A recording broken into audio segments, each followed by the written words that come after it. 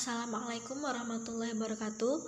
Perkenalkan kami dari kelompok 9 dengan saya Salwa Salsabila dengan NIM 2621081 dan rekan saya Cindy Ariska Novilia dengan NIM 2621096 dan Muhammad Abdul Ghaffar dengan NIM 2621097. Di sini kami akan mempresentasikan materi tentang kutipan dan notasi ilmiah. Ada beberapa subbab yang akan kita bahas, yaitu pengertian kutipan dan jenis-jenis kutipan, kemudian ada pengertian notasi ilmiah dan macam-macamnya. Pertama, pengertian kutipan dikutip dari Keraf tahun 2001 halaman 179. Kutipan adalah pinjaman kalimat atau pendapat dari seorang pengarang atau ucapan seseorang yang terkenal baik yang terdapat dalam buku-buku maupun majalah-majalah. Prinsip-prinsip yang benar dalam mengutip dari tulisan orang lain. Yang pertama, pengutip tidak diperbolehkan membenarkan kata ataupun kalimat yang salah dari sumber kutipan. Yang kedua, dalam kutipan diperkenankan menghilangkan bagian-bagian kutipan dengan syarat bahwa penghilangan bagian itu tidak menyebabkan perubahan makna atau arti yang terkandung dalam sumber kutipan. Caranya yaitu, pertama, menghilangkan bagian kutipan yang kurang dari satu alinea. Bagian yang dihilangkan diganti dengan 3 titik berspasi. Yang kedua, menghilangkan bagian kutipan yang kurang dari satu alinea. Bagian yang dihilangkan diganti dengan titik berspasi sepanjang garis, dari margin kiri sampai margin kanan. Kemudian ada manfaat kutipan. Yang pertama, untuk menegaskan isi uraian. Yang kedua, untuk membuktikan kebenaran dari sebuah pernyataan yang dibuat oleh penulis. Dan yang ketiga, untuk mencegah penggunaan dan pengakuan bahan tulisan orang lain sebagai milik sendiri. Kemudian yang kedua, ada jenis-jenis kutipan. Pertama, ada kutipan langsung. Dikutip dari Keraf tahun 2001 halaman 179 sampai 180. Bahwa kutipan langsung adalah pinjaman pendapat dengan mengambil secara lengkap kata demi kata atau kalimat demi kalimat dari sebuah teks asli. Kemudian materi selanjutnya akan dilanjutkan oleh rekan saya Cindy. Cara pengutipan kutipan langsung. Kutipan kurang dari 40 kata.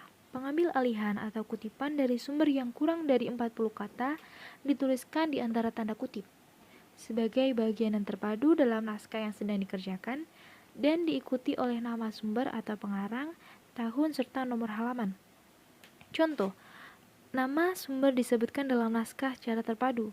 Indihadi 2010-157 menyimpulkan ada hubungan signifikan antara kebiasaan berlatih menulis dengan keterampilan menulis seseorang. Contoh yang kedua, nama sumber disebutkan bersama atau didahului oleh kutipan. Kesimpulan dari penelitian tersebut adalah ada hubungan signifikan antara kebiasaan berlatih menulis dengan keterampilan menulis seseorang. Indihadi 2010-157. Kutipan 40 kata atau lebih. Pengambil alihan atau kutipan yang berisi 40 kata atau lebih dituliskan tidak di antara tanda petik, melainkan secara terpisah dari naskah yang mendahului. Cara penulisannya dimulai dari ketukan ke-6 dari garis tepi sebelah kiri dan diketik dengan spasi 1 atau tunggal. Contoh, Sumarjono 2003 membuat sebuah kesimpulan sebagai berikut. Kebenaran bukanlah suatu yang ada dalam kesadaran kita sejak lahir. Kesadaran alam kebenaran harus dicari oleh setiap manusia. Manusia yang memiliki tanggung jawab terhadap hidupnya dan hidup orang lain tentu memerlukan kebenaran. Kebenaran terus dicari sampai seseorang menyatakan setuju terhadap apa yang ditemukannya. Contoh kedua, sebuah kesimpulan yang disampaikan oleh Mulyana 2009. 1. Ada berbagai pendekatan tentang perilaku, di antaranya adalah pendekatan behaviorisme, kognitif, humanistik, psikoanalisa, dan neurobiologi.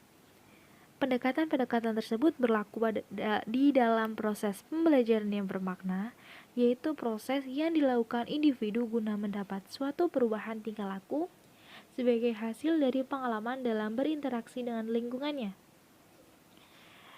Macam-macam kutipan yang kedua ada kutipan tidak langsung. Kutipan tidak langsung adalah kutipan yang diambil dari salah satu sumber dengan menggunakan gaya bahasa dan pola penyajian ala penulis.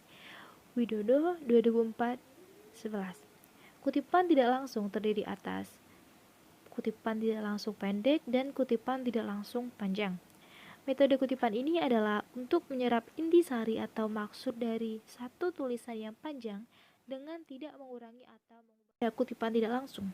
Kutipan tidak langsung adalah kutipan yang diambil dari salah satu sumber dengan menggunakan gaya bahasa dan pola penyajian ala penulis. Widodo 2004 11.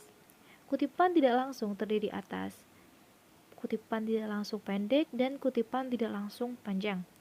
Metode kutipan ini adalah untuk menyerap intisari atau maksud dari satu tulisan yang panjang dengan tidak mengurangi atau mengubah makna yang terkandung dalam tulisan tersebut.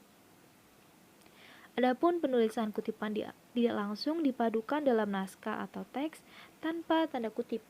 Sedangkan nama sumber dapat dituliskan langsung dalam naskah atau dituliskan dalam kurung bersama tahun penerbitan dan nomor halaman. Contoh kutipan tidak langsung. Sagala 2006-77 menyatakan bahwa orang mencari ciri-ciri atau sifat-sifat dari berbagai fenomena, kemudian menarik kesimpulan bahwa ciri-ciri atau sifat-sifat tertentu pada semua jenis fenomena, maka itulah yang disebut berpikir induktif. Contoh kedua, Ingar Satulodo ing Madya Mangunkarsa Tuturi Handayani masih layak digunakan dalam kehidupan kita saat ini. Avandi 2012 12. Pada contoh pertama, nama sumber kutipan dipadukan dalam naskah atau teks, sedangkan contoh kedua, nama sumber dituliskan pada bagian akhir naskah. Adapun tanda petik digunakan karena kata atau pernyataan tersebut bukan bahasa Indonesia. Yang ketiga, ada notasi ilmiah. Notasi ilmiah adalah ilmu yang mempelajari tentang sistem lambang atau tanda yang menggambarkan bilangan, nada, atau ujaran dengan tanda huruf. Yang keempat, ada macam-macam notasi ilmiah. Pertama ada footnote. Footnote adalah catatan pada kaki halaman untuk menyatakan sumber suatu kutipan, pendapat, buah pikiran, fakta-fakta, atau ikhtisar. Dalam footnote, gelar akademik dan gelar kebangsawanan tidak disertakan, serta nama pengarang atau penulis tidak dibalik. A. Nomor footnote. Footnote atau catatan kaki diberi nomor sesuai dengan kutipan dengan menggunakan angka Arab kecil 1, 2, 3 dan seterusnya. Ia diketik naik setengah spasi. Selanjutnya akan dibahas oleh teman saya yang bernama Muhammad Abi Khofar. B. Bentuk footnote. Nama pengarang, judul buku, nomor jilid buku jika ada, kota tempat terbit buku, 2, nama penerbit, tahun penerbitan. Halaman-halaman yang dikutip atau yang berkenaan dengan teks. Contoh, David Hopkins, A Teacher Guide Classroom Research, Buckingham, Philadelphia, Open University Press, 1993, halaman 36. Anna Rocklesker, Writing and Learning, New York, Macmillan Publishing Company, 1985, halaman 4. C. Footnote yang berkaitan dengan jumlah dan nama pengarang. Pengarang 1 orang. David Hopkins, A Teacher Guide Classroom Research, Buckingham, Philadelphia, Open University Press, 1993, halaman 36. Pengarang 2 atau 3 orang. Nama pengarang dicantumkan semua.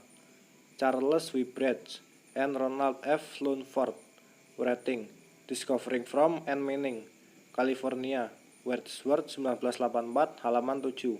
Pengarang lebih dari 3 orang, seperti Akadiah dan kawan-kawan.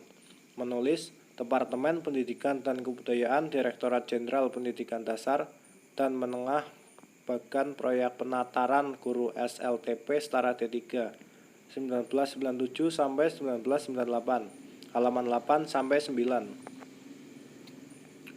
Body note. Pada teknik ini, sumber kutipan ditulis atau diletakkan sebelum bunyi kutipan atau diletakkan dalam narasi atau kalimat sehingga menjadi bagian dari narasi atau kalimat.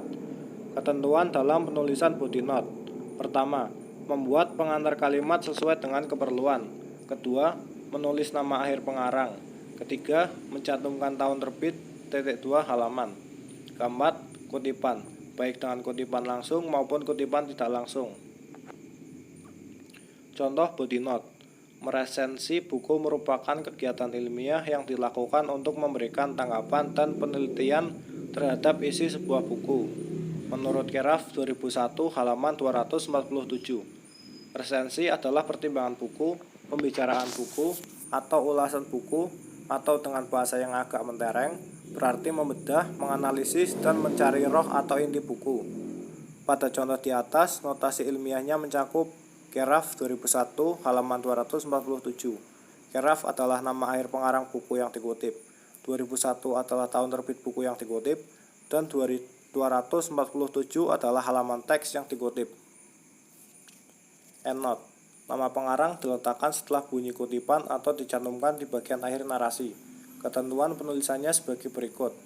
Membuat pengantar kalimat sesuai dengan keperluan. Menampilkan kutipan baik dengan kutipan langsung maupun kutipan tidak langsung. Menulis nama akhir